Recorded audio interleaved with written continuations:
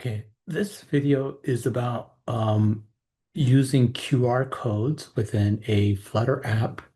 And I have basically a started up a sample project, and I've included two separate plugins or packages that help support the the QR code generation and scanning. So the package that will help us to generate, to show a QR code is this one, QR Flutter. And then we have another package here for helping us to scan the QR code so that we can do some processing with it.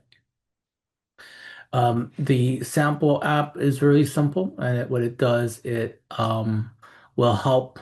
First, it will just set up two buttons on the main screen. Let me demonstrate this on a real device. You will see it running on the separate Android device. You see through my device mirroring. So here I'm going to run it here on this device. Run. So here, first part I'll show is the generation of the QR code. And if you look at the source code for this, it's going to show that we are showing in the QR code just this little message here. But in a real application, you would want to either potentially show some sort of maybe a discount code that might be encoded, or you might want to show a deep link within this QR code so that when another app scans the QR code, that it would automatically route the scanning of the code with a deep link. Please subscribe to this channel and like this video to support this kind of work.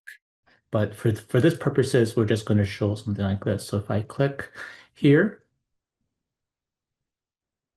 here is the actual QR code.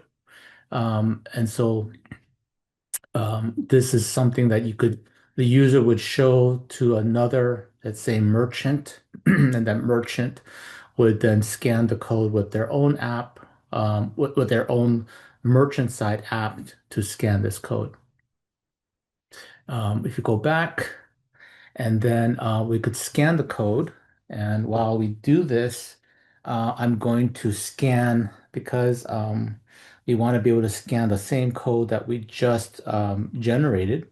I'm going to show it on another device and have this device show the image from the other device. So here is me looking at the other device. So here is there we go. Now it's captured the scan and it's actually showing the data below. So when you click on done, then you can programmatically then process this code.